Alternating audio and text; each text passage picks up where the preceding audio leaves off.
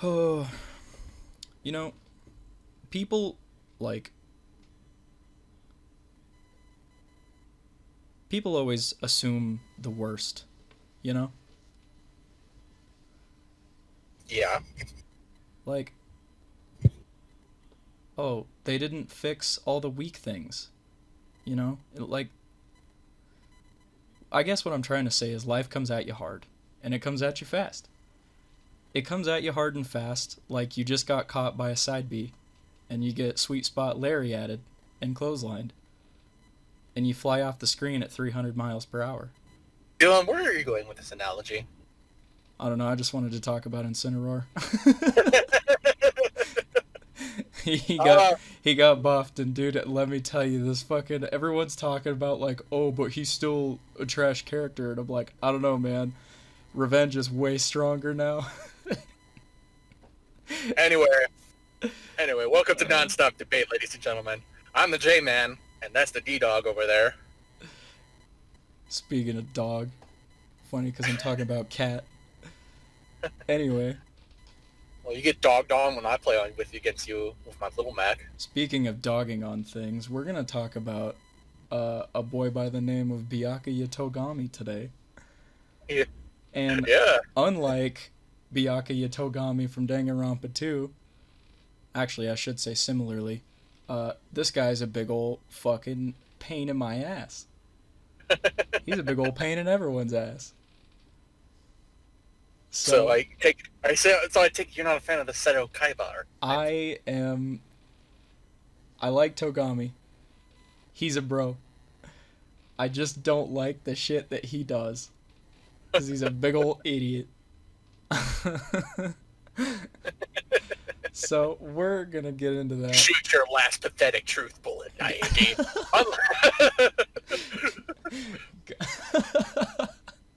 Okay. Unfortunately for you, Togami, Kyoko's testimony isn't a pathetic truth bullet, but it does have an updated autopsy. No, it can't be. Togami, no, that's wrong. No, impossible. Yeah, we're a little out of sorts. We haven't recorded a podcast in like 2 weeks. Funny enough, this is going to be recorded day of. Yeah, this is getting recorded the night before you guys are hearing it, so that's fun. Yeah, we've been getting slammed with work because of holidays, and I've been doing non-stop night shifts, so I can't be editing some of the videos here. Yeah, so if you're noticing a severe lack or slowdown in content, that is because we are both incredibly busy and we don't have the time to really dedicate a lot of editing. So. Yeah, but I should be going back to normal shifts hours soon. No more staying up at 3 o'clock in the morning for me. Yeah, content should hopefully resume regular scheduling here soon. Yeah. If either of us can find the motivation. Motivation for me, it's time. Yeah. It's time for him and motivation for me. I've had a lot of other shit going on in the background besides just work also, and it's made things a little hard to balance, but you know. A little spoiler alert, Dylan's writing a book. Yeah. I have a book coming out in the fall, and it's going to hopefully do good. Kinda. I don't know. We'll see. I'm gonna plaster that shit at the beginning of every fucking video. You know that, right, Dylan? No, yeah, I know. We're definitely gonna advertise it a bit on the channel. I wasn't gonna be opposed to that at all. Okay. So. But yeah, you guys will get more information on that soon, if you're interested. Right. In the meantime, let's talk about Togami. What kind of fucking tie does Togami have? He doesn't have a tie. It's just a fucking. It's just a cross. It's just a fucking cross. I don't even know, dude. They're like suspenders or something. It's some kind of rich fancy boy shit.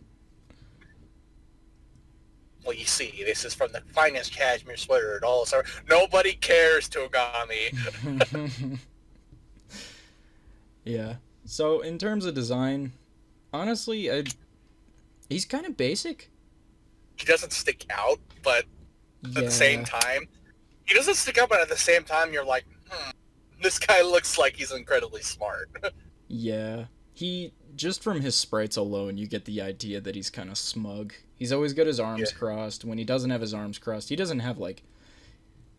he doesn't really have your standard like smiling or happy emotes, and the ones that he does have where he's smiling, they're like smug smiles, where he's like pushing his glasses up the rim of his nose, or the bridge of his nose, sorry. No, or when he's looking down and he's like interesting, and you're like, Yeah. oh fuck, Togami's getting ready to fuck with another case. Yeah, he's just kind of an asshole. Yeah. So. It's not that it's like, I don't think it's like a bad design, but at the same time, so there I'm like, it's not a standing out design. As kind of in line with the rest of the Trigger Happy Havoc cast, he's just kind of basic and boring looking, which is fine.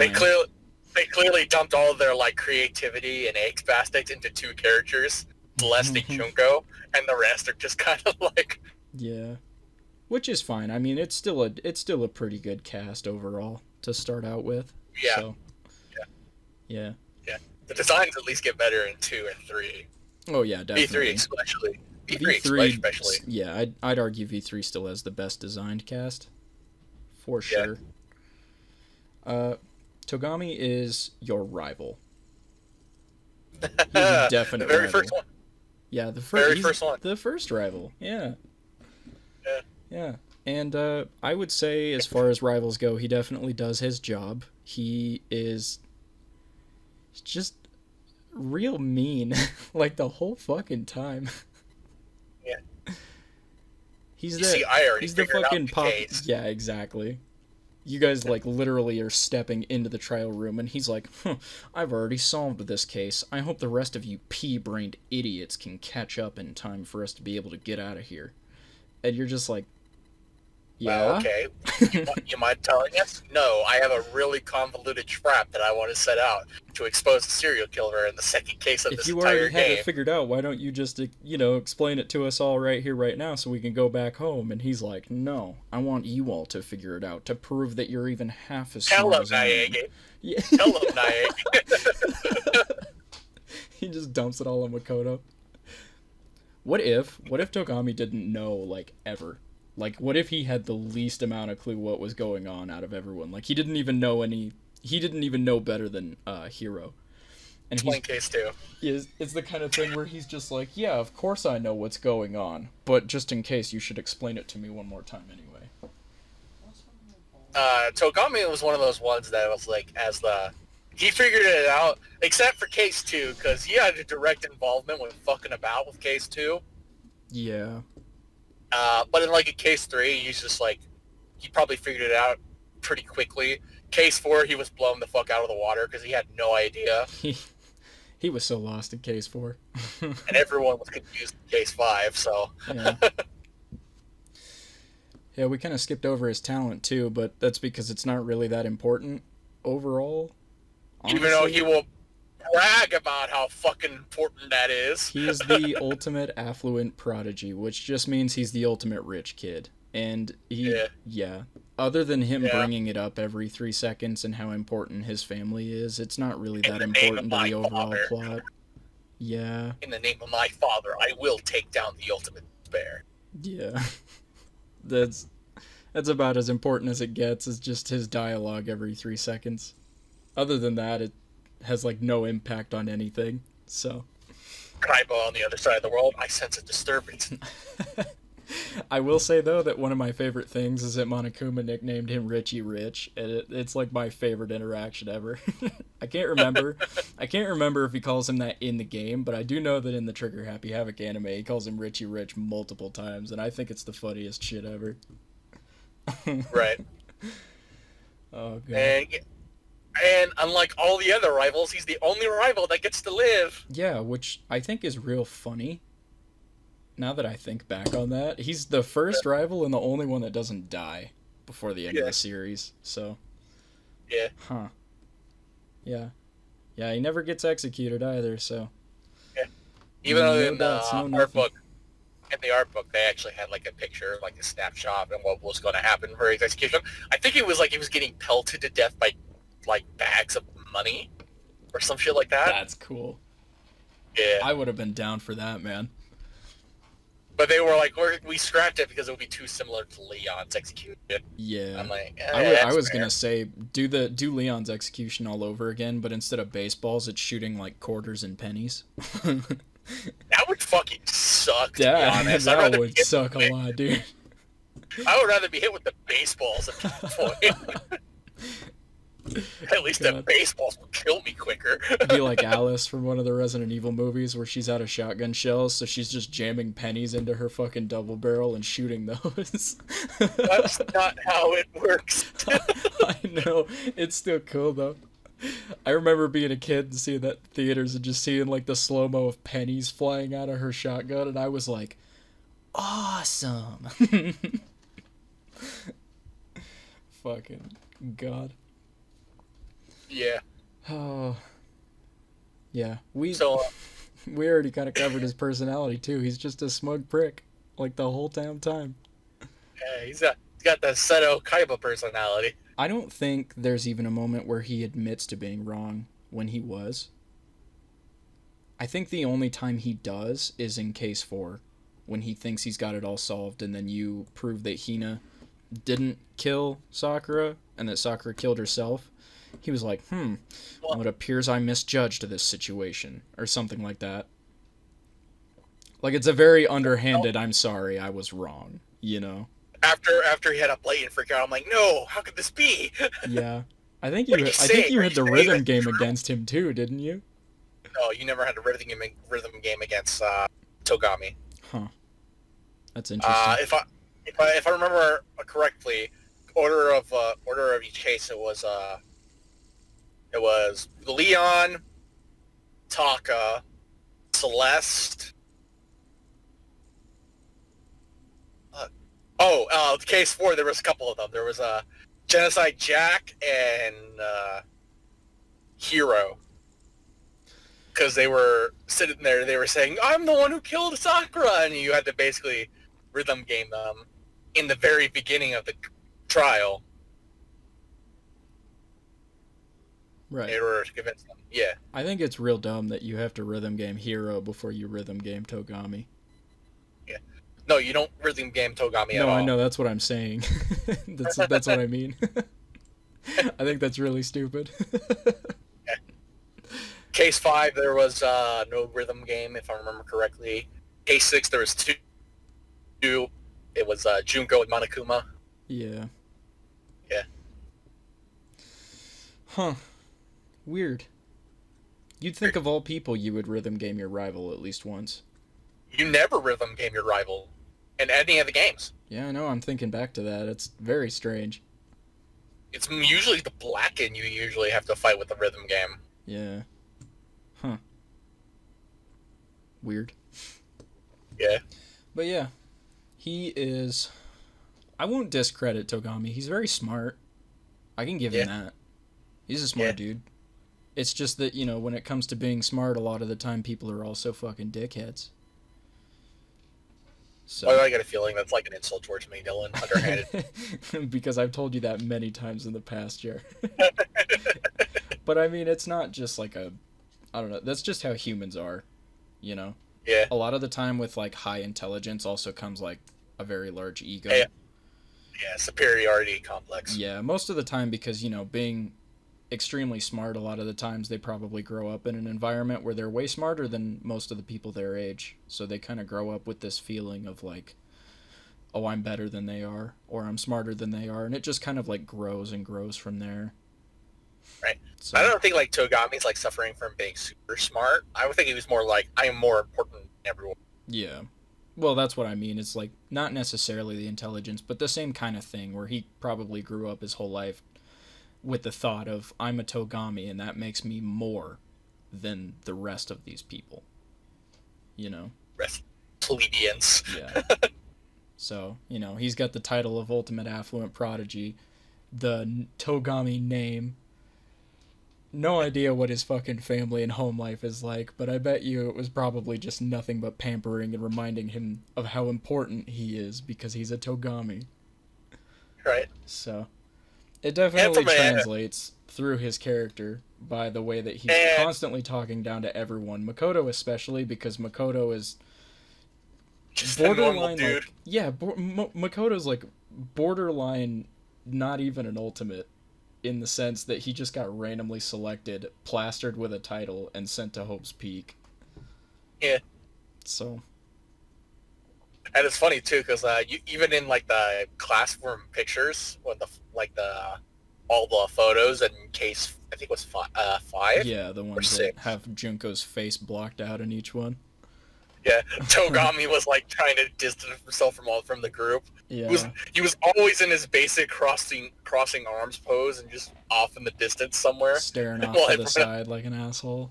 Yeah. Yeah. Yup.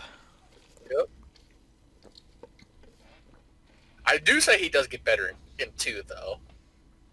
Well, yeah, after the events of Trigger Happy Havoc, he's much more toned down. He's much more,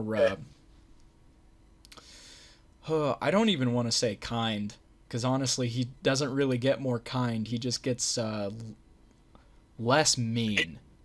Yeah, except for where, like, you don't need to know about that, the ultimate despairs. The remnants of despairs, you don't need to worry about that. Just reset everything. And they were like, Togami, you can't just do that. And you're like, shut up. We need them to do this thing. Yeah. He knows what needs done. Goodness. And he's not really like, he doesn't second guess having to do them. I think the only thing, for some reason, I don't know if I mentioned this before or not, but I honestly don't get why everyone was so disgusted by the thought of touching dead bodies in the first Danganronpa. Like, Kyoko was just like, well, yeah, we need to investigate the bodies, it's part of, gathering evidence and learning how they died, and everyone's like, but do you have to touch it, though? Like, even Togami drew the line at touching the body, and I'm like, It's not like she's fucking lifting them up and turning them into puppets. She's probably like, I imagine. Oh wait, he totally did do that though, Dylan. Oh yeah, But what I'm saying is, like, everyone got so weirded out at Kyoko for doing it, when in reality all she was probably doing was like turning their heads to the side to get a better look at their wounds and things like that. Like, I imagine she was not getting really that awful with it. And the fact that everyone got so weirded out about it, I was like, why are you so bothered by this? This is crime scene investigation 101. Considering how everyone was just super casual in the second and third game. Yeah. Fucking Econ was your autopsy chick. Yeah, she was the ultimate nurse, and she had no problem doing it because she could assess wounds and shit. And it was like, alright, cool, makes sense. Why is everyone so mean to Kyoko about it? Bunch of fucking pussies, dude. If I was caught in a killing game like this, I'd have no problem investigating a body. After a puke or two? Oh yeah, I might throw up or something, I don't know. I don't really know how I would respond. I've never really been in the presence of a freshly dead body, like, once in my life, so I imagine I probably wouldn't handle it well, but if it meant life or death, I bet I would be able to investigate it regardless. I have, but at a glance, because I was at an aftermath of a drunk driver rollover, and I got to see the body while the ambulance was taking a look at the scene of the crime, and I got to see the body. It shook me, and I was like, oh, that's... Yeah. I'm not going to go into detail, but, oh, man, it was just not a pretty sight. Yeah. Overall, I would say Togami, personality-wise, he's pretty good. He's pretty good. He's definitely memorable. He's one of the more memorable people of the cast. Not only because he shows up in multiple games, but mostly because he's, like all the rivals, he really leaves a lasting impression. Right. So, yeah. He's the Seto Kaiba rival. One of my favorite arc. I really liked. Yeah. He's definitely a Seto Kaiba type rival. Yeah. Which is fine. Not one of my personal favorites, honestly, but it works. It works, it's popular. Yeah. So, and it fits his character very well. I imagine if they made him the ultimate rich kid and then didn't make him a fucking outrageous douchebag, they probably wouldn't have felt like a real character. Right. So. Can you imagine, like, ultimate affluent prodigy with the personality of Hina? Yeah, no, I couldn't. Something is wrong here. God. Well, yeah. The only exception I'm gonna make is case 2 of Trigger Happy Havoc, because it is the only time where I feel that Togami is a raging fucking idiot.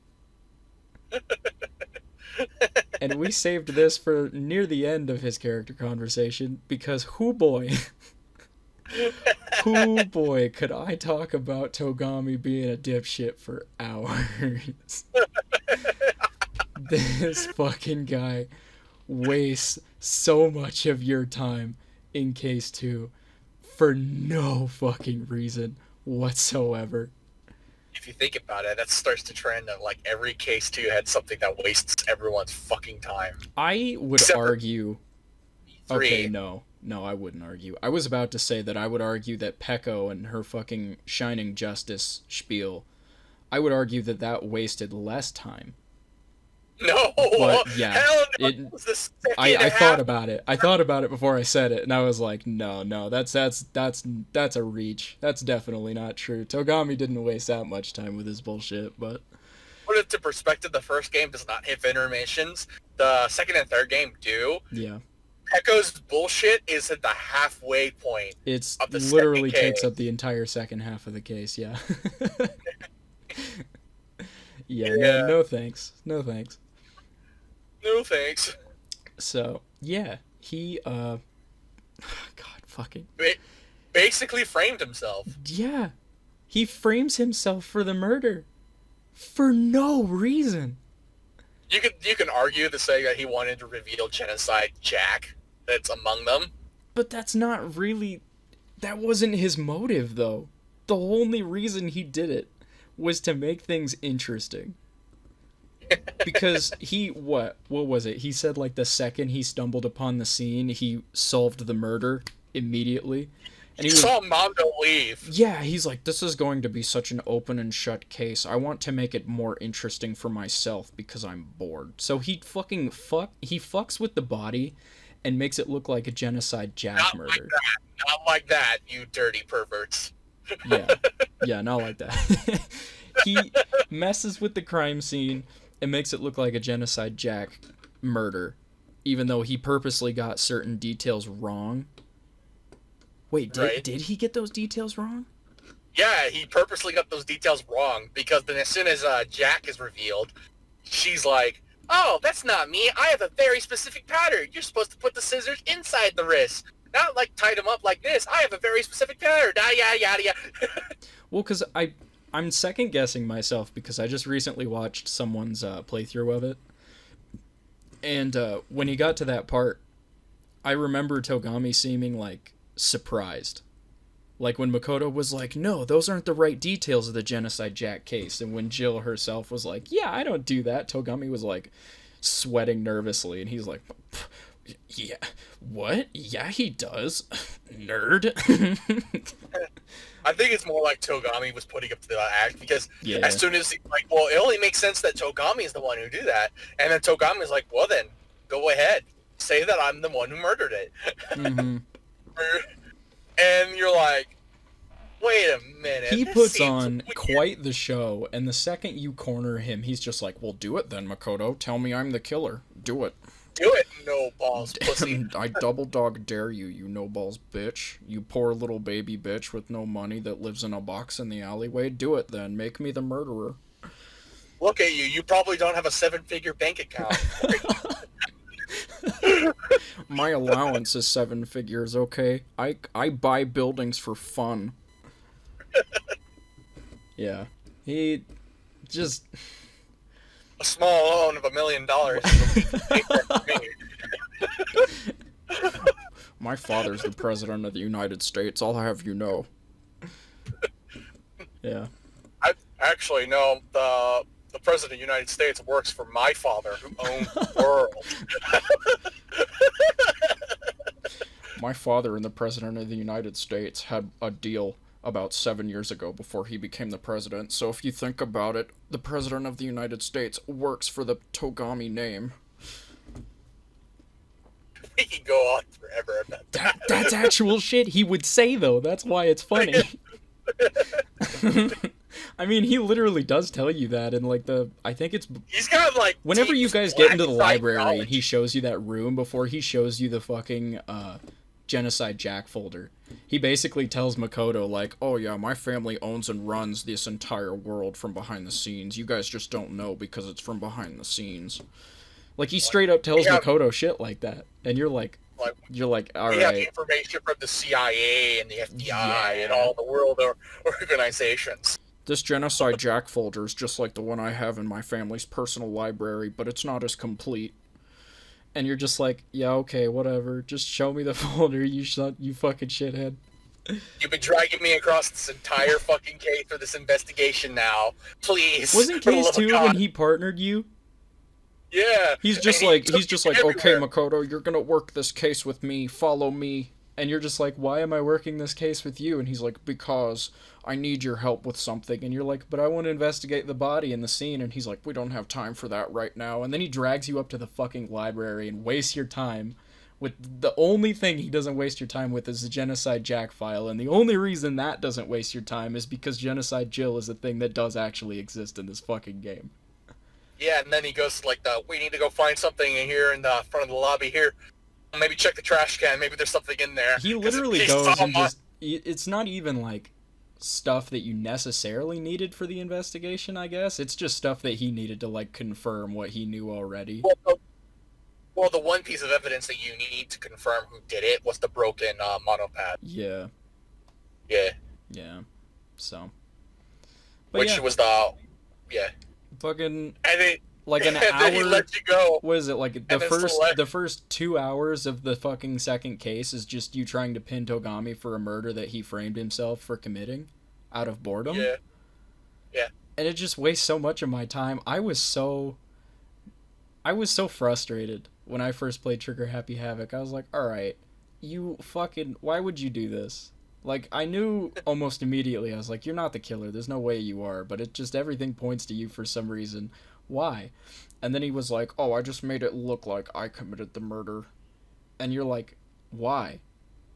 Like, I was like, surely he has a fair reason for doing this at least. And he's like, I was bored. This case was going to be so easy to solve because I already knew who the murderer was. I wanted to have a little fun with it while I could. And I just saw red. I was like, you just wasted so much of my time because you were bored.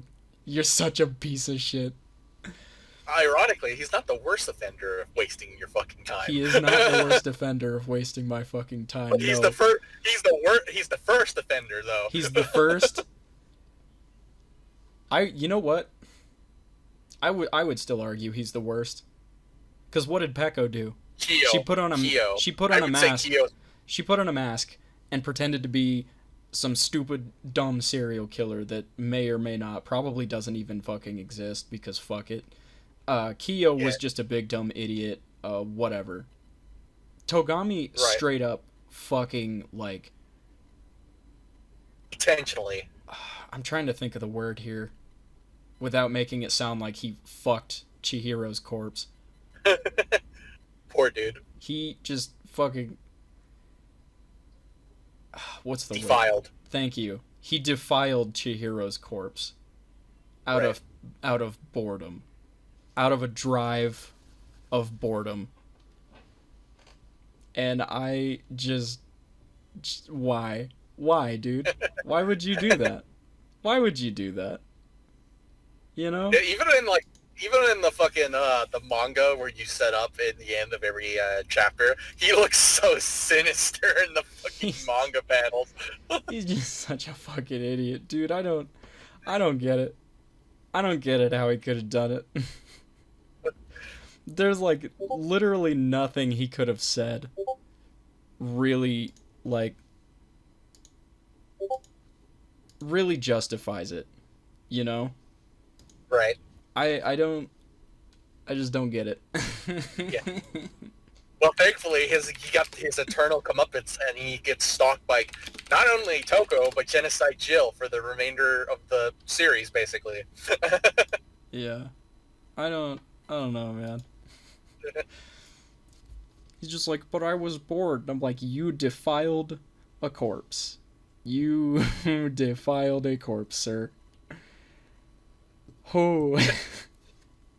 And when Dylan saw him again in the second game, the fat Gami, and he's like, "Listen, Togami, you better not be pulling another fucking Chihiro stuff. You better not again. be defiling more corpses in this game, or I'm gonna lose my shit." Oh wait, now you're dead, huh? Damn it, Togami, you let me down. Yeah, I fucking... He just pissed me off so much. And right. I made a vow that day to never let him live that down. And I am going to hold true to that promise today in this podcast. I am never going to let him live that down. He is a dirty fucking corpse defiler. Not in a sexual perverted way, but just in the sense that he has no respect for the dead. And he did something very disturbing for such a minute reason that it just kind of soils any otherwise good reputation he has as far as the rest of the series goes. Y'all could tell me that he's a changed man in Ultra Despair Girls. I don't give a shit. He's a stupid fucking idiot who defiled the corpse of a poor young boy / girl. Whatever you want to call Chihiro, I don't care. Boy. It's a he. I know it's a he, but most people default to calling him a girl. Probably for the sake of spoilers, yeah. Yeah. Which is fine. Yeah. But yeah. I remember when I talked about a slight tangent though. I remember when you first met Chihiro and you were like, "Oh, she's cute." I'm like, "Yeah, and I was like, "Oh shit, that's a spoiler." Yeah, she's cute.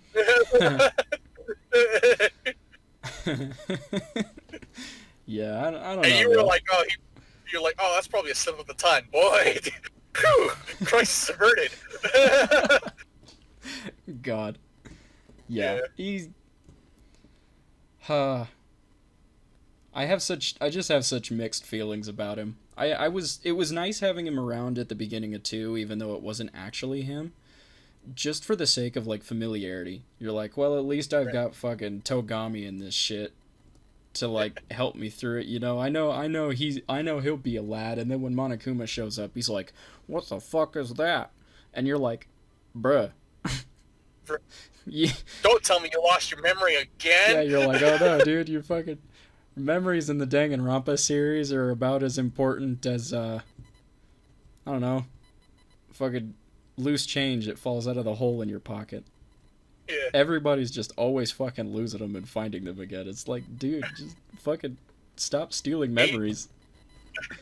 It became such a vital plot point. It was the main drive in D3. Yeah. And none of that even really mattered in the long run. God. Amnesia, why are you such a bitch in Danganronpa?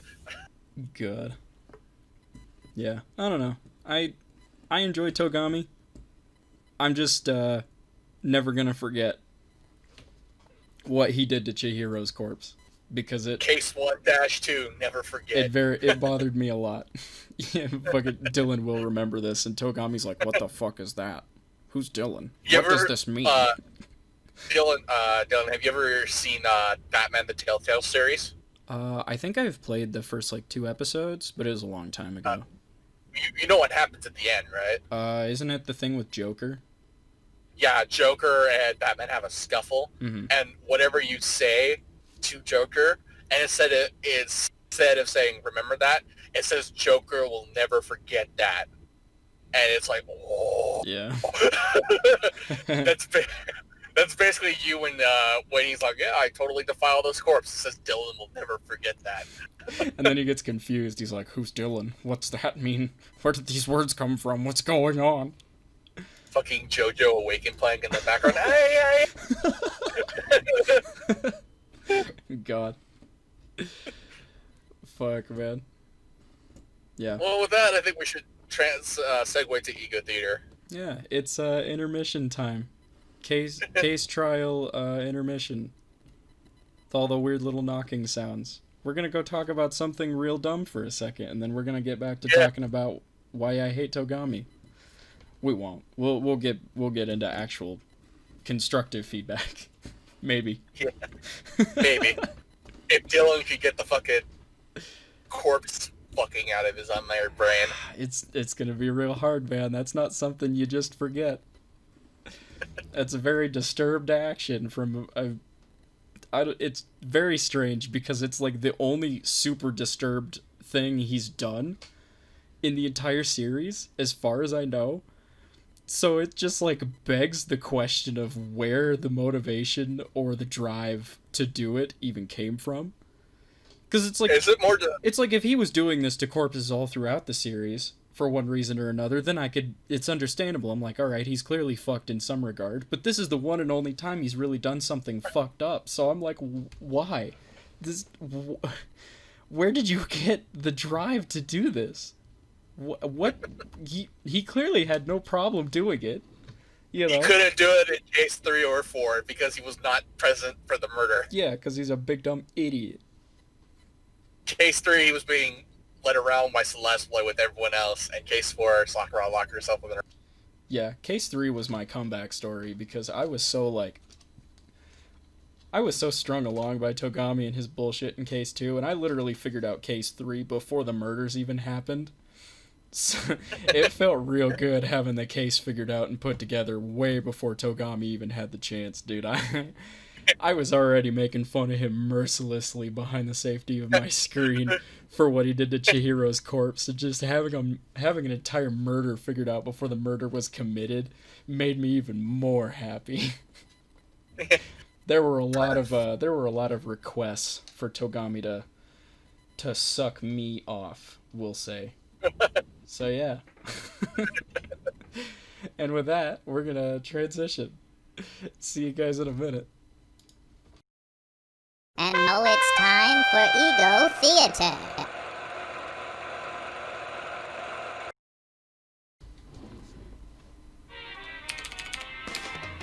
So, it's the firework month of the entire July. So, you ever heard of a Roman candle fight, Dylan? Yes. Yes, I have. I'm gonna teach you how to properly play a Roman candle fight without shooting people in the face with a Roman candle. Okay, go ahead. It was my understanding that you were supposed to shoot at people with the Roman candles. Yeah, but if you shoot them in the face, you don't want them to be blinded for life, fucking asshole. What if you do, though? You're a dick! Torso shots only! Look, man, I'm not saying I want to fuck people up on a lifelong scale. I'm just saying if you challenge me, you have to be prepared to suffer the consequences if you lose. Well, you see, Dylan, you won't be able to damage me because if you wear leather, Roman candle shots ricochet off you like it's nothing if you're wearing leather. Downside is, you're wearing leather in the middle of July, and yeah, that's not a good time. That's not a good time at all. But, yeah. Second thing, is always track your targets. You know how, like, in first-person shooter games, there's, like, hit, scan, and projectile-based weaponry? Right. Roman candles are definitely in the projectile category. So... Yeah, I kind of figured that. They don't go from point A to point B in less than a second. Yeah. Unless you're point blank, I guess. Does it still count as a projectile if you're point blank, Jer? Yeah, because I think it just drops and explodes at that point. Oh. It doesn't explode. It doesn't explode on contact at that point. Oh. So then it becomes a suicide bomb, is what you're saying. Yeah. Also, word of safety advisory: do not grip the stick above the handle. Unless you want to burn your hand really bad, do not wield it like a shotgun. Step 1 to Roman candle wielding: firmly grasp it. Firmly grasp it in one hand. You cannot do. If you can find someone who can help you dual wield Roman candles, fucking do it, man. That'd be fun as shit, if you ask me. God. I haven't launched off a whole lot of fireworks in my time, but I vaguely remember having a Roman candlestick at one point. I don't think I've ever actually been in a war, but I'm pretty sure I've had a stick before and just kind of fired them into the air, and I'm like, wow, this is weird. People shoot this shit at each other? Huh. How wild. God. Also, do not aim for windows. That is one way to get the cops called on you. Yeah. It's also another way to burn a house down, I imagine. Not yeah, that I would have any experience with that. Yeah, fun story. My sister almost burned down her house because she lit a box of 50 rockets, and as soon as she turned away, she kicked the box down, and it was directly pointed at me, and they just fired the first rocket and started spinning around in a big old fucking circle, and yeah, it almost caught the entire neighborhood on fire. Fuck, man. God. Right. Fucking fireworks. Also, yeah. Also, if you can just fucking duct tape 3 Roman candles into like a big super Roman candle bomb, fucking hell yeah. No, you know what I want to do? You know what I want to do? I want to get like 9 of them, and I want to tape them in a way so that they form like a long rod. You get me? And then tape like a handle to the top of that, and just make it look like a makeshift firework Gatling gun that I can just charge at people with and just fire a multitude of fucking Roman candle blasts at people. I would be the reigning champion of Roman candle wars. Could you imagine someone just walking in with a cardboard Gatling gun? You're like, the fuck is that? And he's like, oh, don't worry about it. He just lights a fuse and aims it at you, and it just starts fucking like pelting you with Roman candle. Cross down the door, you send it down on the, you take a seat. I am heavy weapons guy. And this is my weapon. It weighs 40 pounds. It weighs around 40 pounds and fires 12 Roman candle shots, custom 2 cartridges at 10,000 rounds. It costs $400 to fire this weapon. 12.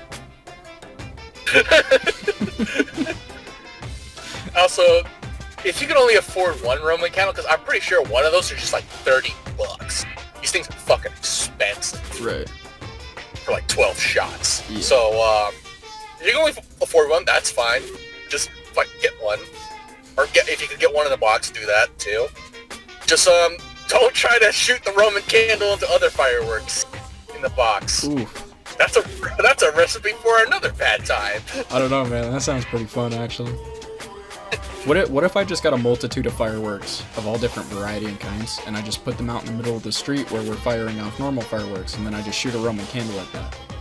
Yo, Dylan, I just have an idea. One of these days, we got to go to Arizona for 4th of July, go to the middle of nowhere in the desert, set up like an obstacle course, and have like for Roman candles, and just have a bunch of like areas where you can shoot into it, and explodes a bunch of different fireworks. That'd be to cool. Make it like a track. It'd also be hot as fuck, and we'd be sweaty in like 3 seconds because it's Arizona. Yeah. Oh, Arizona nights, they're usually about like 74 degrees. They're not that bad. I guess that's moderately comfortable. Yeah. And so at night times in deserts. Maybe that's not as hot as I'm thinking it is. I don't know. I'm a Wyoming boy, and the one time I was in Arizona, I suffered because it's hot as fuck over there. It's way hotter than it is up here. Dylan went to Arizona, and he's like, "Oh, I'll be fine. It can't be that bad down there." I'm like, "You have shorts, right?" I was like, what? I stayed in my hotel room when I wasn't at the mall. And let me tell you, just taking a step outside, I started sweating. I was like, Jesus Christ, I'm not used to this heat. Welcome to Phoenix, Arizona, Dylan. Oh, I wasn't in Phoenix. I was just outside of Phoenix. Oh, so you were in Tucson? No, Tempe. Tempe, okay. Yeah, I was in Tempe. So you're in South. I was in Tempe for a Smash tournament. So. Yeah. We play Smash Brothers, and we're not going to comment on the drama, just FYI. But anyway. Yeah. This has been the J-Man's Guide to Roman Candle Fights. Stay safe, don't shoot anyone in the face. Unless it's Dylan. Shoot him in the back of the head for me. Also, it's after 4th of July, and if you're still lighting off fireworks, fuck you. Hey, please man. stop. No one can keep the American spirit down. I don't know, man. There's a whole lot of other things we should be worrying about right now.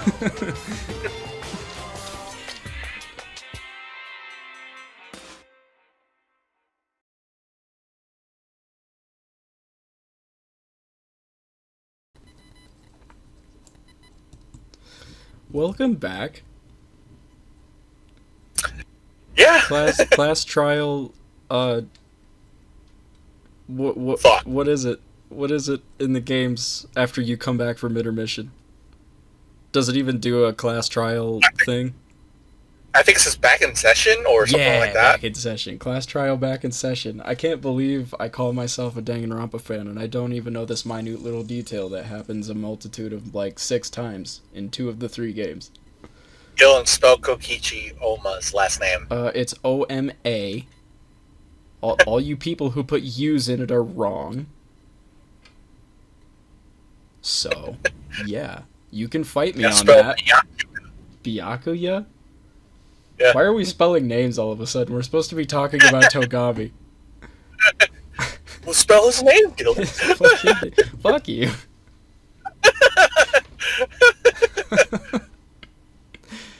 God.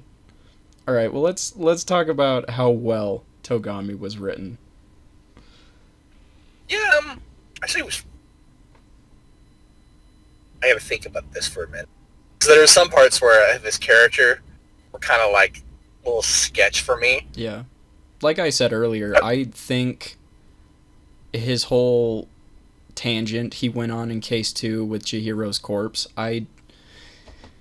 it's such a standout moment for me, not just because of how fucked up it is, but just how, like, out of character it is for him. Like, he's kind of a dick, yeah, and he's stuck up, but, like, again, it's the only action of that type that he shows in all of the fucking stuff that I've seen. Right. If he defiles a corpse in Ultra Despair Girls, let us know in the comments so that I can eat my words on the matter that it's the only time he's ever done it. Because it's just going to prove my point that he's a piece of shit. I'm going to ask Alice. He might know. Yeah. But, fucking, yeah, it's one of the most standout moments. That's where I say where people mainly recognize Togami as, one, he was a survivor, but 2, I think it's mainly for Case 2 is the main reason why. All the rivals have a memorable moment in each of the games. Togami's was Case 2. Komaida's is Case 5. Yeah, and for sure. Kokichi's literally every other case after Case 2. Yeah. Kokichi's very active as a rival. Yeah. Nagito's got fairly active roles in the majority of Danganronpa 2, but nothing on the scale that Kokichi has across, like, the entirety of V3 almost. Like, fucking Komaida comes out, he comes online as your rival in, like, Case 1, where he, like, fucking, like, everyone's like, oh, this bitch is crazy. Yeah. And so they lock him in the closet for the entirety of Case 2. I'd argue he's not really that involved in Case 3 either, because he had the spare sickness the whole time. Yeah. So, yeah. Basically spend most of the time explaining shit to him. Case 4. 1, Case 4, and 5 are his most active. So. And Case 4 is mainly because you get to play as him in the Suicide game. Yeah, which is pretty fun. Yeah. He gets his time to shine as a somewhat of a pro-tag, I guess. Yeah. So. Yeah. He has somewhat of the Hoge. Yeah. Yeah. Agio. No, wait. Yeah. Pro-tag Cowlick. Yeah, whatever. But Japanese for the letter A names. One of them is a stupid look at Cowlick. The other one looks like a fucking getting dicked face. So. But anyway. Yeah. But Togami, like, he's got only the one standout case in Case 2. Case 3, he's just like, nah, he wasn't. Case 1, Case 3, Case 4, at the end, he was kind of like, oh, I think I got it all figured out, and Makoto was like, no, let me tell you how it's really right. He's like, what the fuck? No, I was wrong? How could I be wrong? I can't be wrong. He has like a Suedo mental breakdown when he finds out that he was wrong, and he's like, but I'm a Togami. He's like over mumbling to himself. You're just like, well, we'll just leave him alone for a minute. Let him get himself together. Case 5. But Case 5, I think he has like the best reaction to when Jill gets blown the fuck up. Yeah. Oh, you're still alive. Yeah, I would argue maybe he's not quite as like directly involved with everything, but I would argue out of all three rivals, he's probably the more consistent one. Yeah. Where he's not necessarily always directly involved with most of the cases, as much as he is just constantly, like, kind of in your way as far as the investigations go. Right. And, when, fuck, I forgot. Yeah, on the subject of, yeah, I remember. On the subject of consistency, yeah, he's the most consistent of the rivals. Because, Komida, you don't realize is your rival until, like, in the middle of Case 1, where you realize, like, yeah, he set up to kill someone. He's like, you're right, and I'm crazy, too! And you're like, whoa, what the fuck? You're like, oh, shit. Kokichi became active after, like, Case 1, and he was doing a bunch of shit already, where he was just like, hey, guys, we should probably all watch the motivation videos. That one, we had nothing to hide. And like, yeah, get real, Kokichi. You're probably trying to get one of us killed. And Kokichi's like, that's not how... What the fuck, Kaito? Yeah. He just kind of, like, becomes active in Case 2, and then he's just consistently more and more active and in your way as the game progresses. Yeah. So... which is pretty fun, honestly. I'd argue maybe Case 3 is the one that he's the least involved in. Yeah. So. But then again, he also had his moment. It's a lie! Yeah, he had that. But other than that and being able to lockpick the door, he really isn't that involved in Case 3 at all. That's the core of Seesaw Man Boogaloo. Yeah, Seesaw Man 2 Electric Boogaloo. That's what Case 3 is. We got some words for Seesaw Man Electrical Boogaloo. Oh, I can't wait to get to that episode, dude. Yeah. Kyo's episode is going to be like 3 hours long, and most of that's just going to be us talking about how stupid he is. God. Yeah. But yeah, honestly, as far as like written from like a writing standpoint, I'd say Togami's pretty good. Yeah. He's but besides like the meme comments that's been like Tell Him Naege, yeah, where everyone's like meme it to death. I don't think he has like anything like memorable what he says quote wise. Besides like in the name of my father, because he just says like that every. He's not necessarily memorable for his like quotes. The quotes. Like, it's more so the way he acts and carries himself. So. Yeah. Because like name me a Komida quote, Dylan. Oh God, I don't know the exact quote, but I will become a stepping stone for the rest of you, or something like that. He says a lot of he says a lot of crazy dumb shit about being a stepping stone for hope. And then like comparing it to like Kokichi, that's just not fair. Yeah, Kokichi has so many quotable Kokichi shit. says a lot of shit that's still pretty fresh in my mind. Do robots have dicks? Yeah, there's so much shit he says, dude. Christ. I would say, like, he also has the rival roast, where the rivals just start roasting people for no fucking reason. Yeah. I think Togami does the most roasting, but they're not, like, super... They don't make any deep cuts, you know what I'm saying? Yeah. He just basically calls people stupid. He doesn't call Mew... He doesn't be, like... He's not, like, the same level where Kokichi called Mew a cum dumpster. Yeah. He does say some pretty mean things to Toko, though. Most of his abuse is on Toko, specifically. Yeah. Oh, I told her to stop breathing. And you're like, what the fuck, dude? Well, I remember there's a moment where he says, keep your nasty breath in your filthy mouth, or something like that. Yeah. And she gets turned on by that, which is... It's just so stupid. Masochism. It's just so stupid, man. Yeah. Christ.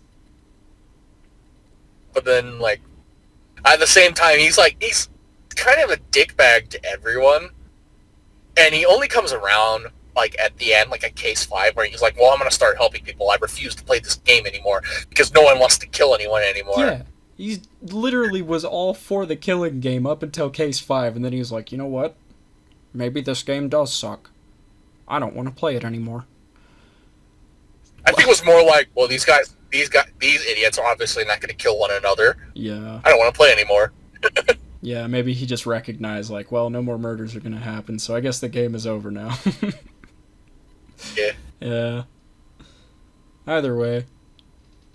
Oh, I had my fun. Let's try to end this thing now. You're like, I what the fuck, had Togami? my fun, he says, like a week or two after defiling the corpse of a young boy.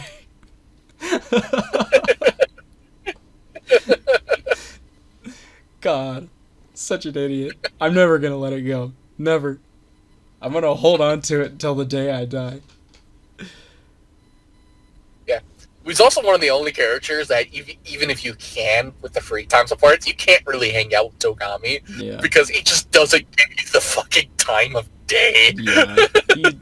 He gives no fucks at all. Not a single like, one to be found in the Togami household, apparently. You'll like this comparison, Dylan.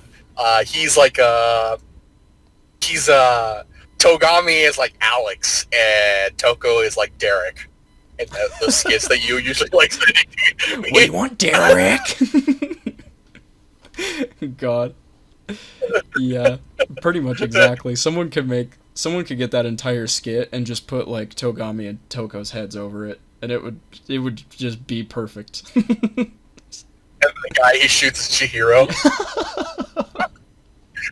What are you guys doing? Oh, and then he proceeds to have the slowest fucking death in mankind.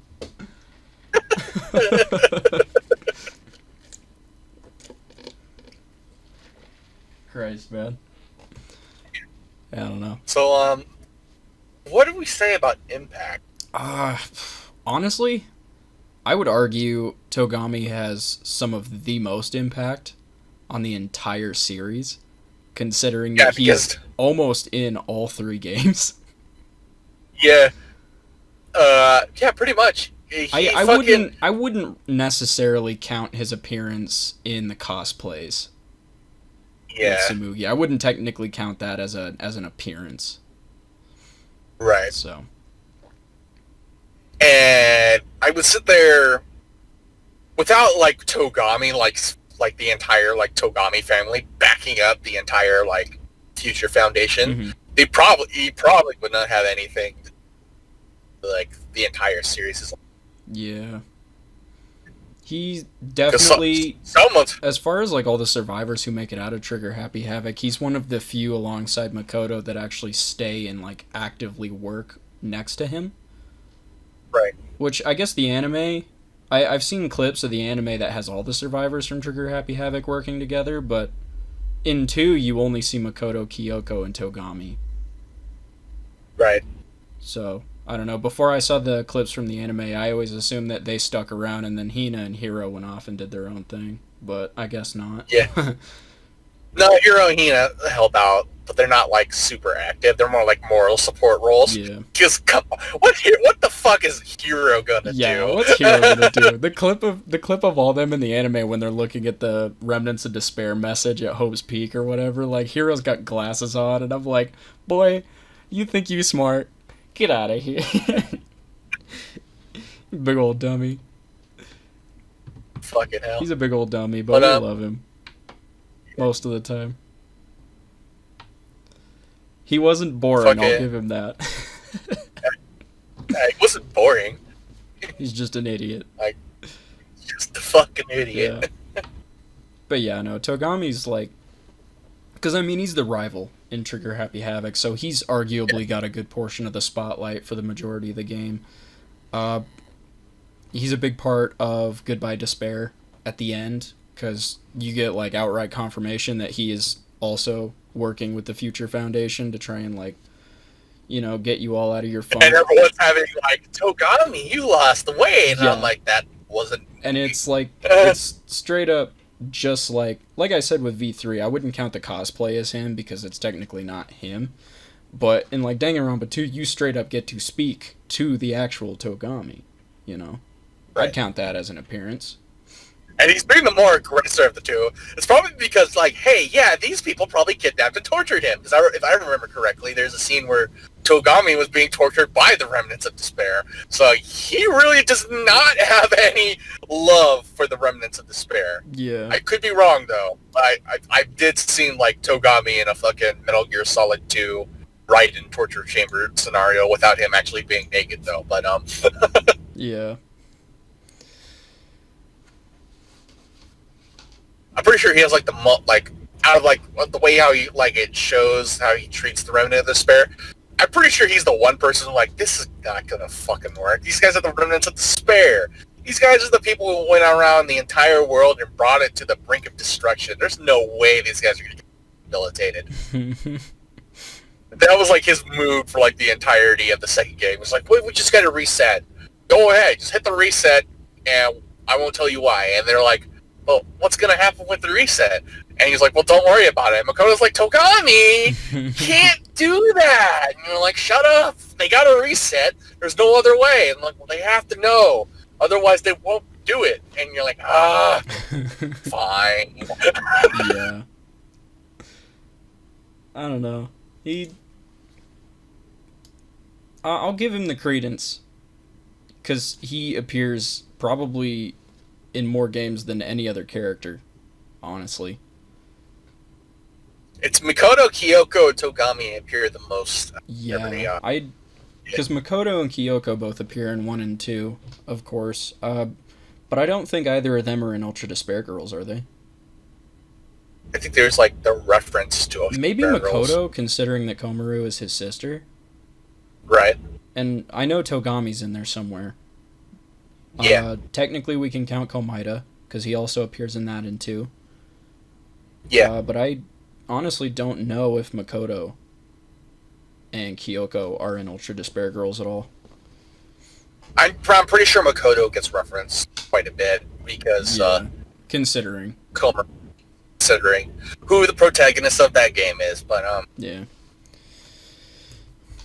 But yeah, otherwise, I would say Togami holds the record for appearing in the most games in the series. Right. So, there's a lot of impact off of that alone.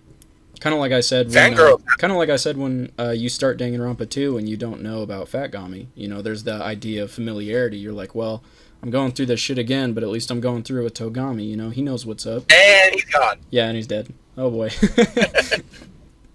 Yeah. And he was the first one dead. Damn it. Yeah, first one gone, man. So. Yeah. And then you find out the ultimate imposter, and you're like... That's another thing I love about Fat Gami is, like, all of his sprites, like, I never really got to see his and Togami's sprites side by side until I watched one of those fucking polka videos the other week. And one of the... I don't remember which one it was, but one of the parts of the song, they have both Togami and Fat Gami next to each other, and they're both doing the exact same sprites at the exact same time. So you get to see a lot of their sprites like side by side in a short like sequence, and you're like, oh wow, they're both very similar. They've just got like, other than one being fat and one not, they're both like almost exactly the fucking same. Should we lump Fat Gami into this episode too? No. Because actually, yeah, nah. He's Gami has kind of his own character. He's got a lot of similar differences because, like, Togami is like, well, I don't want to be a part of this shit. Yeah. But Fat Gami is like, all right, everyone, stay with me. We're going to get to this together. Just follow my lead. Yeah, he's like, noticeably different in terms of, like, his actions and how he carried himself, but you kind of just chalk that up to, like, him having survived Danganronpa 1 and, like, having that knowledge. And it's not until later when you figure out it's not even Togami and you're like, oh, okay, fair enough. So... Fat Gami's fast as fuck, though. My boy fucking hauls ass, brother. Goddamn. Like, for being such skinny types, you guys are awfully slow. And you're like, Jesus Christ, you run at Mach 5. You're like, bro, I fast traveled here. How did you beat me?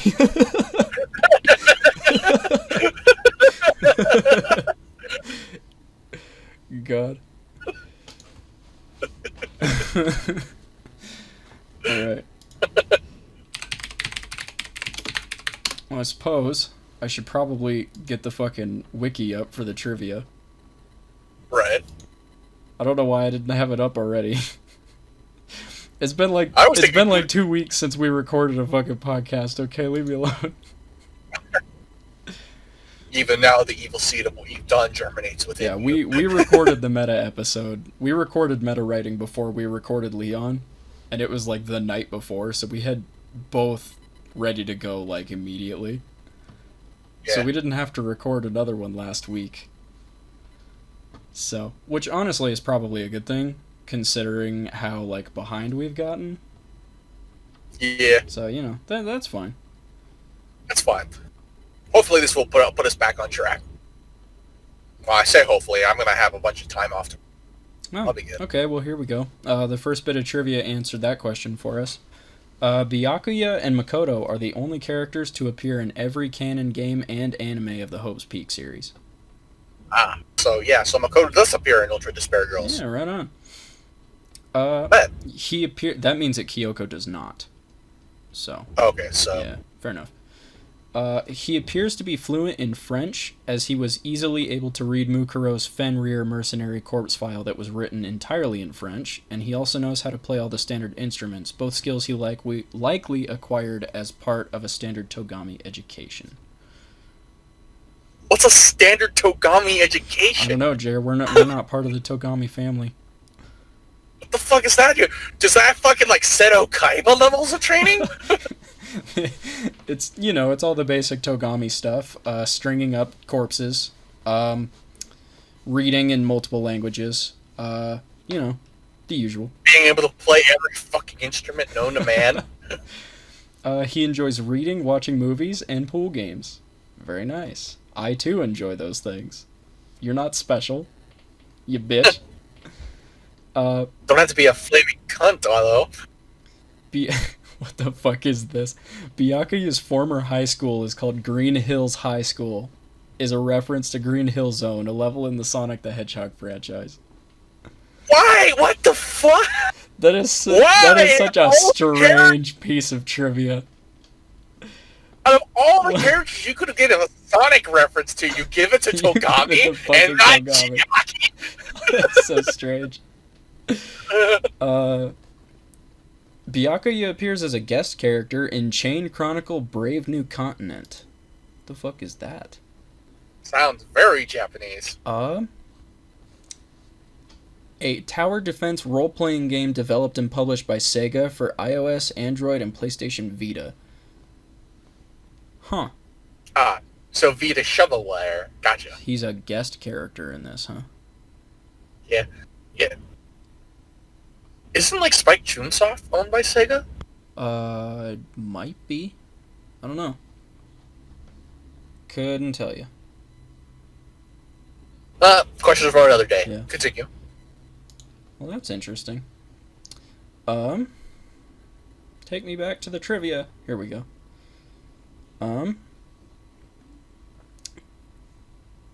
Oh, this is the last piece of trivia.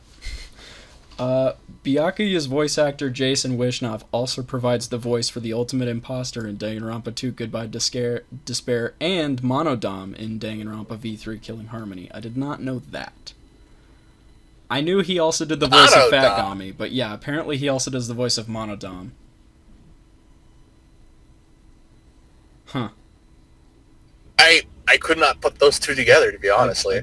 Because, like, Togami's sister, and like, well, I live in the Togami. Monodom's like, why can't we all just get along, you sons of bitches? Yeah, I think that's probably why it's hard to, like, pick out, is because it's, like, very robotic.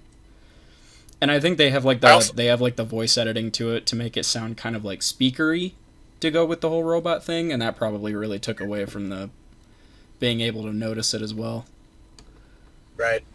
Well, cool, man. But then again, I couldn't recognize Rantaro as one of my favorite voice actors of all time, so... Yeah, fair. Fair. Well, that about wraps up Togami, I think. Is there anything else we really need to talk about as far as all the topics go?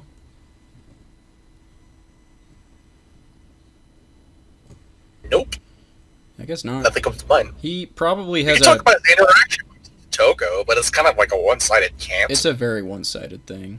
We'll probably get more into it when we talk about Toko later down the line.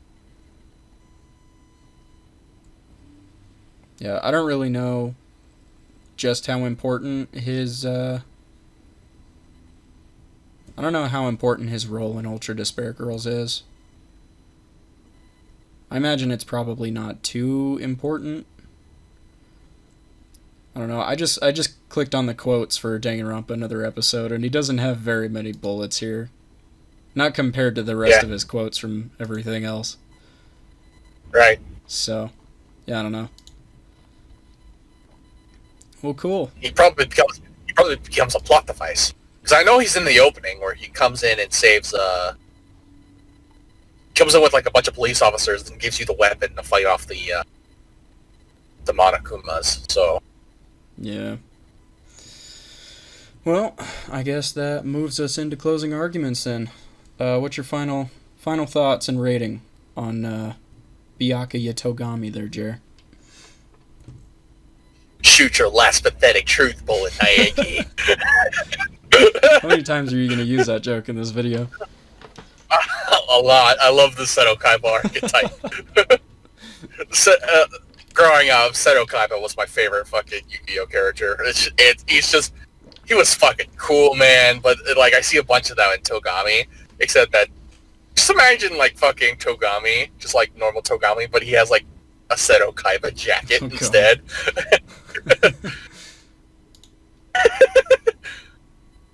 You're like, yeah, you're definitely the rich guy, but you're also the most asshole person here. But my final thoughts is like, yeah, Togami as a rival character in the very first game, he did his job. He set up like the template of how like rivals are going to be out throughout class trials and stuff like that. Yeah. Obviously, Komaeda and Kokichi, respectively, go to some of the more logical extremes, with Komaeda being like absolutely butt-fucking insane. And Kokichi meddling in pretty much in every single case. Yeah. Togami was more of just like a smug, like, I've already got all this figured out. I'm just waiting for you to catch up. Whereas Komaeda and Kokichi were both just kind of fucking... God, I don't even know. I was going to say Kokichi's insane, but he's really not. He's probably the most well put together rival in the series. Komaeda, he's flat out insane. Just insert laugh track, Komaeda laugh track. I would say he's borderline insane, because he's aware of his actions. You know? Yeah. So. He's got self-awareness. He's not, like, super insane. Despair Komaeda is definitely fucking insane.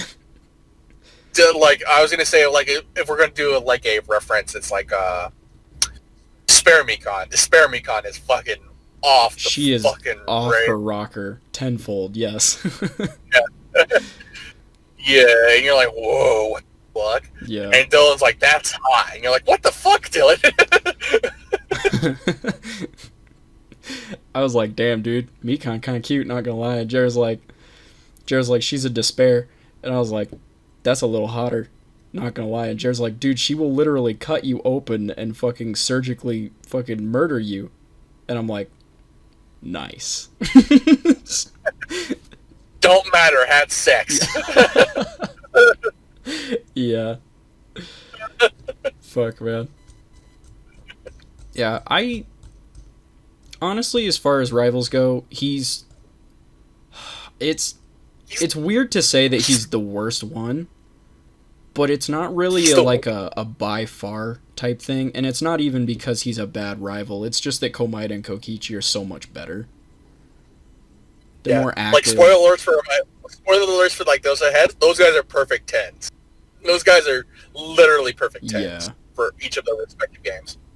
Togami is not a perfect 10, so he's the worst one, but we should say he's the weakest one, because he's not really bad. We haven't seen like a super bad rival where you just like fuck, hold on. I'm trying to think of something real quick. Imagine if like Who's a good person I could pick from this be a rival? Imagine if like someone like Kyoko was your rival. Dude, if Kyoko was your rival? No, Kyoko. Oh, Hiyoko. Yeah, I don't know if I'd enjoy that. I didn't enjoy her in general. I think she's the worst character in all of Danganronpa. You can fight me on that one. Yeah, she's something. Yeah, but yeah, like overall, it's like Togami is an alright written character, not a super. He's got to be well written because he lives to the end, so he gets like a bunch of screen time. Yeah. So he's got to be a little bit more interesting. I loved it when fucking Hina socked him in the face. Yeah, he needed that. Yeah, because he was like, well, Sakura's obviously the traitor, so we have to kill the traitor no matter what, and then we can get one step closer to figure out Monokuma. But it's like, she's our friend. Like, friends? We don't have friends in this situation. We're all pawns in this game, and then Hina just fucking decks him in the face. Yeah. Which also points to the fact that Makoto can't take a fucking punch because Togami gets a hit from, like, pretty much an athletic prodigy. So she's probably hella strong. Yeah. Definitely, for sure. And Makoto still gets one punch knocked out by Mondo. We're never gonna let that go. Where fucking Makoto just gets knocked the fuck out. I'm never gonna let him live it down. Never ever. My damn, dude, Kokichi got shot 3 times. And got a hydraulic press on it. Like, man up. Yeah, I don't know, man. Yeah, he's just a good rival. He's not the strongest, for sure, but he's not a bad one at all. He's got a lot of good stuff going for him.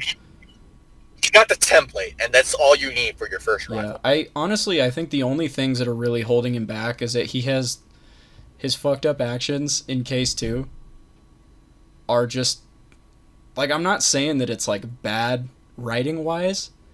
It's just that it's way out there. Yeah, it's just so standout for him because he doesn't do anything else even remotely similar to it or even on the same level of, like, disturbing.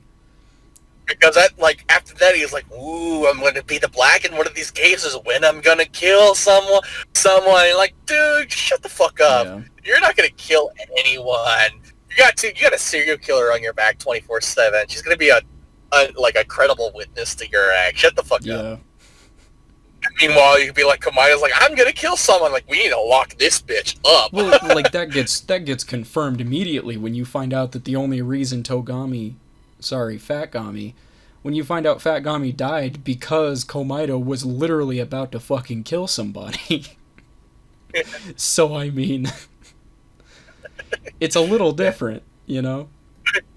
Togami's worst offense in his respective case was that he fucking strung up the corpse of a classmate out of boredom. For shits and gigs, basically. For shits and gigs, man. Komaito was straight up gonna fucking try and kill somebody. Yeah. So, I mean... And you could argue he actually did, too. In a way, yes.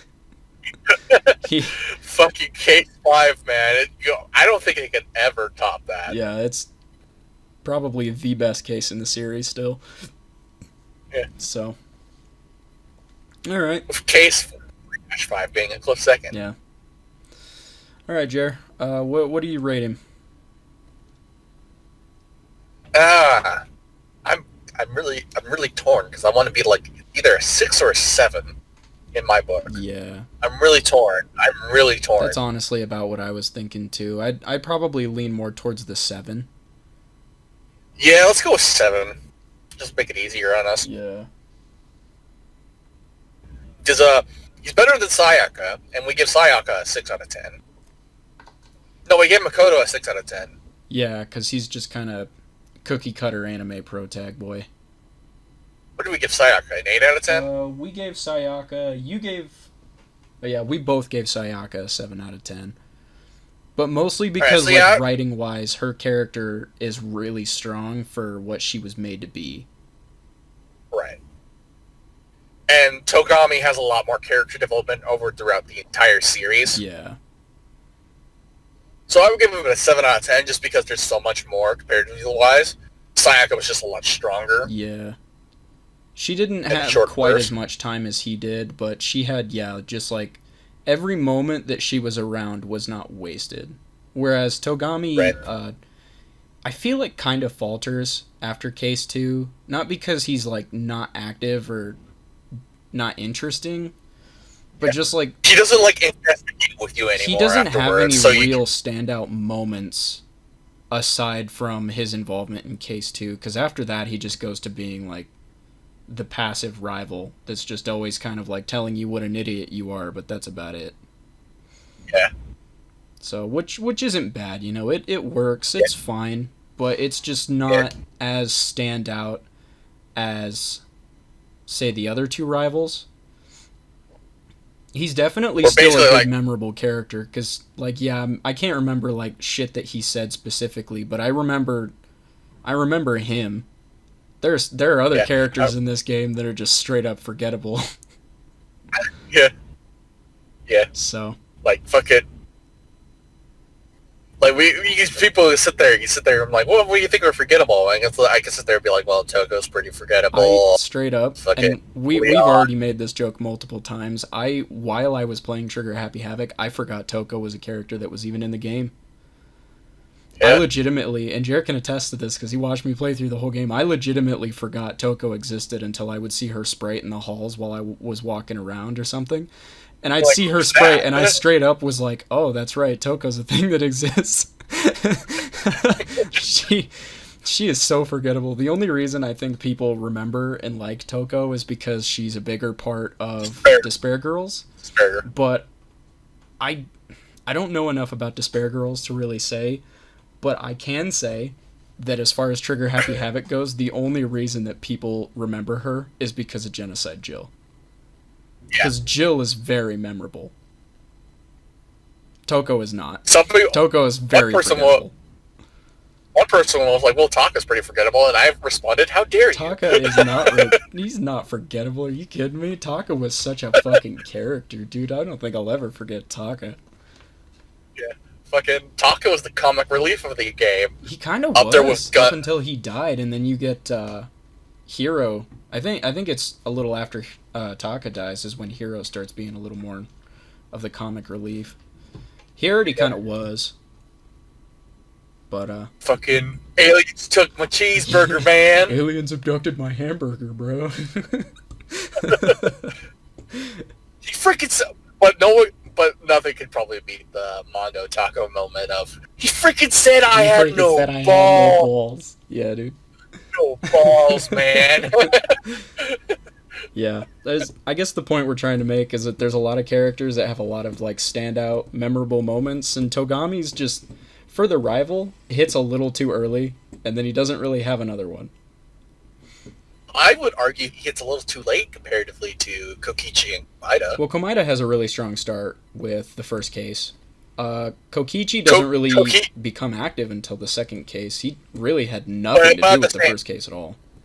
But at the same time, you couldn't trust him because he was, like, right out from the get-go, he was already established himself as a mastered liar. Yeah. And you can discover who's lying right off the... So that immediately sets him up for, like, he can probably be... Don't trust any of his alibis, don't trust what he's saying, don't trust all of this, stuff like that. But at the same time, you kind of have to listen to him. Yeah. Because he might have important information, but at the same time... Kokichi is what we call an onion in writing. He's layered. Yeah, he's very layered. There's a lot going on with Kokichi, and that's kind of why he's so memorable. Komaeda is like what you see or what you get, but Komaeda's what you see is fucking that picture of the Thomas the Tank Engine meme, where it says Komaeda chapter 1, just normal Thomas the Tank Engine. Komaeda after chapter 2 is just Thomas looking over the world menacingly. Yeah, yeah, pretty much. Yeah. Yeah. Togami was more like, ironically, he had like the Fuyuhiko effect with no payoff. Yeah, he was kind of almost. Yeah. He didn't really. Yeah. He didn't grow very much as a character, which is very strange when you look at it because he was one of the survivors. Makoto grew a Right. lot. I think Hina had a lot of growth too, especially in Case 4 after Sakura dies. I think is when she really started to bloom a little bit. Hero laughs at what Hero. Hero didn't change at all, and neither did Toko. The hero was there to keep the funny ha-has in motion. That self-insert fucking writer. I don't Fucking know dumb why. shit. Everyone still doesn't know why fucking Hero lived. Really, he should have died. He should have died. In the demo, he was the one who did die. So. But oh well, I guess. Yeah, Good. and Toko gets her own game with the fucking Makoto's sister. And as we said already, we're not looking. When we look at the characters, we're looking at them individually throughout the main games. So, when we get to Toko, there's probably going to be a lot of talk about how boring a character she is, and how uninteresting she is.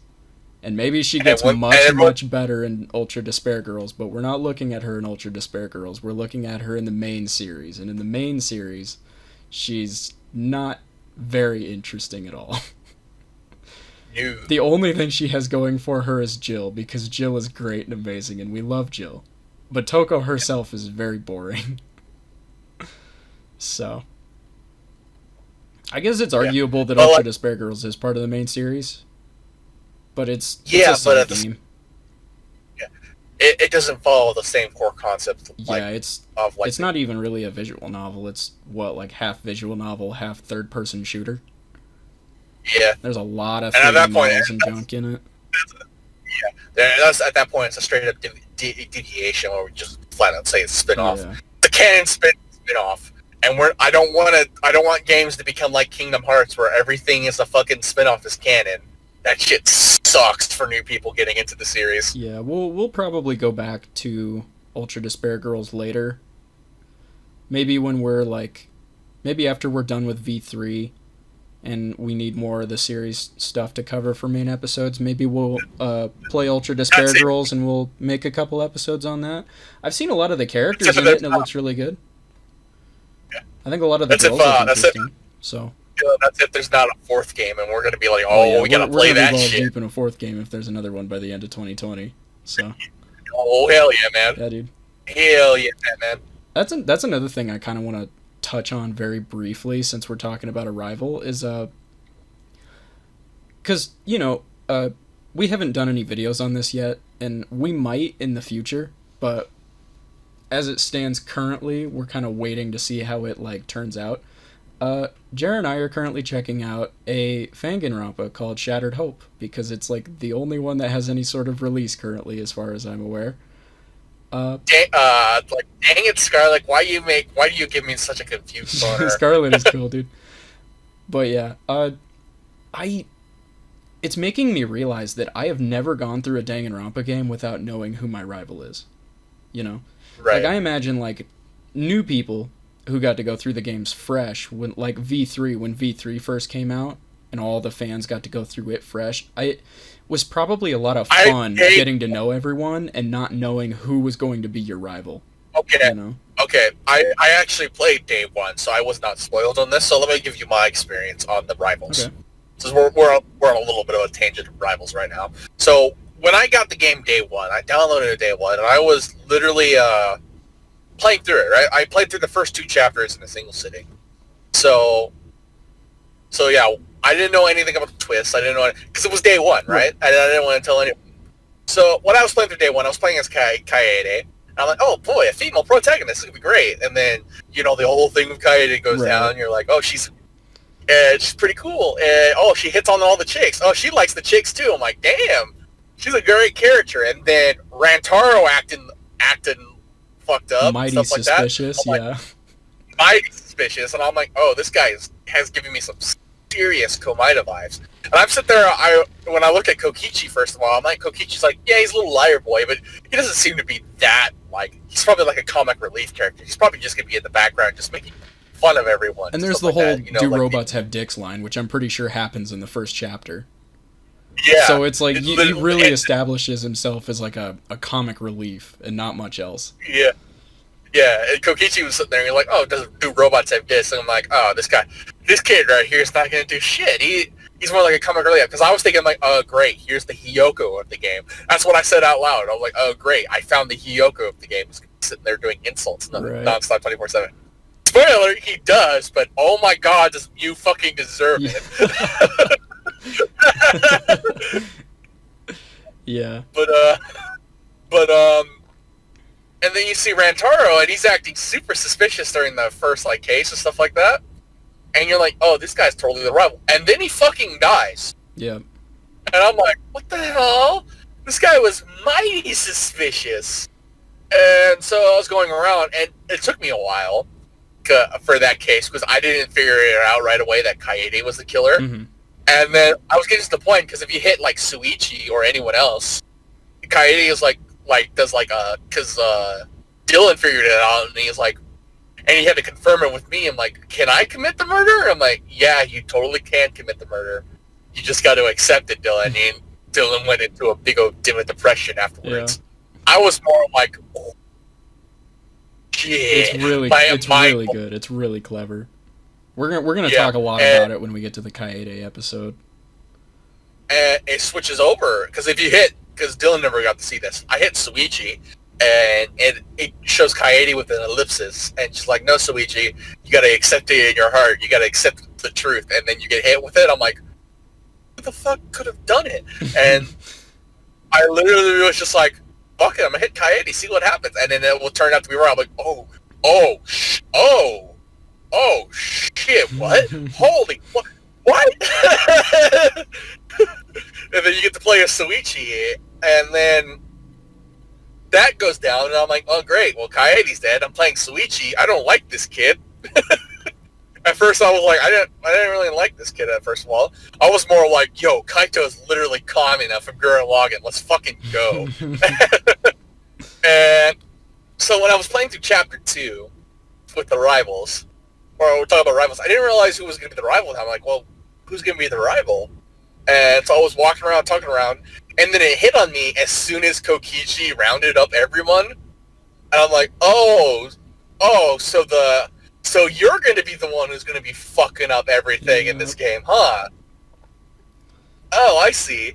And then Kokichi gets molested by a swarm of bugs, and I'm like, yeah, you kind of deserve that. Yeah, because I went through all 3 of the games with Jer watching, and, you know, he told me each game, I think, like, before, like, after I finished 1, before I even started 2, he told me, he was like, Nagito's your rival in this one. And I was like, oh, yeah? And he's like, yeah, you're probably going to like Nagito. And I was like, all right, cool.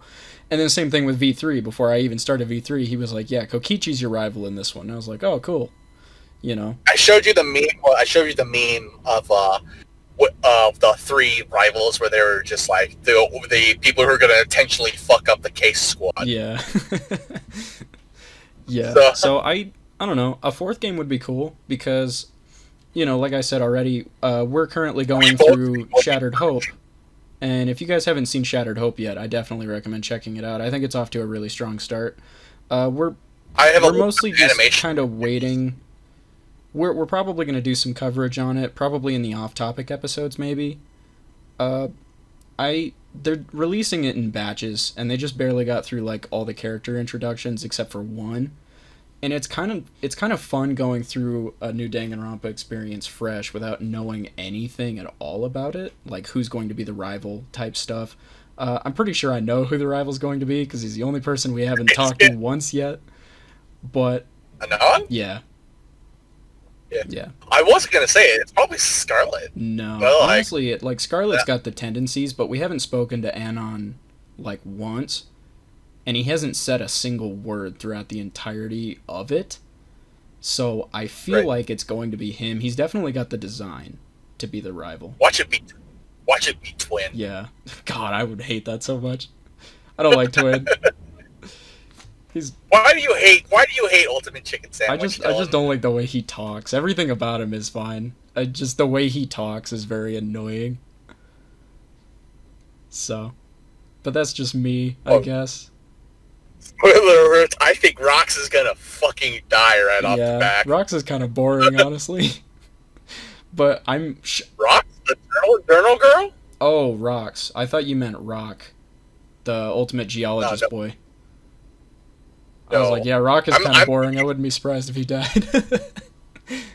Yeah, I was gonna say he's probably going to die because he's one of the comic relief characters. But Rocks is going to die. That's right. He's the pun guy, isn't he? Yeah. Yeah, maybe he's safe. I don't know. We'll see. But yeah, it's still kind of like happening. For you that don't know about Shattered Hope, it's a Danganronpa, so it's fan made. It's not a game. It's more of like it's still like visual novel and game-esque. It's just like on autoplay, basically. It's like you're watching a Let's Play of a Danganronpa fan game almost. And these guys, Enigma, I fucking love. Yeah, they put a lot of work into this shit. They've got voice actors and everything, and the pro tag is very, very cool. They're releasing it in like episode type batches where they're doing chapter 1 in parts. And from my understanding, they're going to go all the way until the end of Chapter 1, and then they're going to take, like, a break before they start uploading Chapter 2. So they're going in, like, bits, and we're going to wait until after Chapter 1 is done before we really do an episode on it. So, yeah, it'll probably be an off-topic episode, and we'll just kind of, like, summarize each character and talk about like what all happened in the first chapter and what our thoughts are on it so far, but yeah. I mean, I'd like to cover it. I think it's pretty cool. Yeah, well, like Pocket is overselling it though. His VA, oh my god, Pocket's voice actors. I enjoy it. I don't think he's going like too hard. I think he's going just right for the character because the character seems very expressive as far as the sprites go.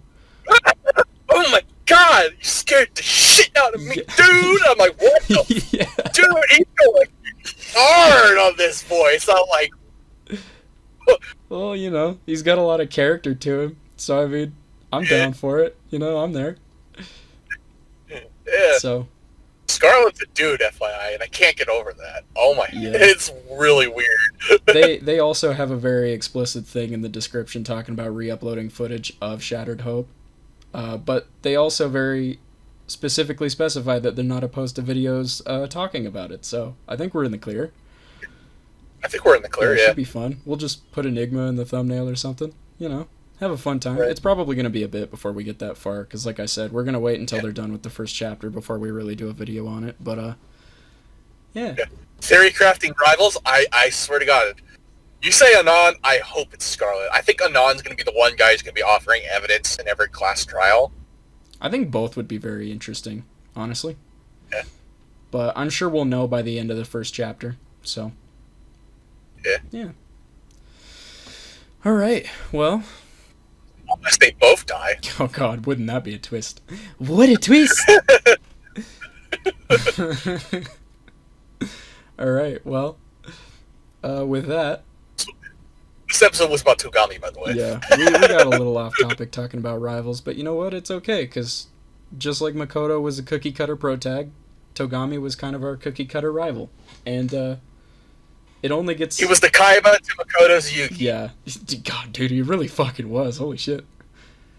If it was just Yugi and not the Pharaoh, like just Yugi dealing with Kaiba, that's exactly what their fucking relationship was. Kyoko was Tem. Who? Tem, the Pharaoh. Oh. Right. You never knew who the Pharaoh's real name was? No, Tem? I did. I always know him as Yami Yugi or the Pharaoh. I don't hear him referred to by his actual name nearly as often, so I always forget that that's his name, but I do know it. God. Alright, well, yeah. Next week... Does that make Hero Joey Wheeler? You know, he might as fucking well be. God. Next week we are going to be talking about Chihiro, so that'll be fun. Chihiro's got a lot of twists. Chihiro / alter ego, because they go hand. Yeah, I guess we can kind of cover alter ego as well. There isn't a whole lot to alter ego, honestly. Alter ego saved Makoto's life. There's not a whole lot. Yeah, totally. Well, I mean, besides that. is what I'm saying. Which is ironic because Chihiro got like a lot of like character development after he died. Yeah, through alter ego, which is kind of fun. Yeah, it's kind of fun that's that a they good pulled way that to off somehow. Yeah. So, yeah. And then after Chihiro, we're going to talk about Mondo and Jill. Butterboy. Yeah, Butterboy. God, his fucking... I've got some words on that execution, dude. It's my personal favorite of the entire so series. Stupid. Alright. We'll see y'all fuckers next week. Yep. Happy birthday, Exit. America. Exit stage left, do not drink the vodka, and do not pass go, do not collect $200. What $200 are we collecting? Sorry, not collecting. They're not collecting. Because that fucker Jason owes me money! Jesus Christ. Alright, there's some real anger in there. Fuck. I should be the ultimate voice actor. Fuck Twin, I should be God. Bye, everybody. See you glorious bastards later.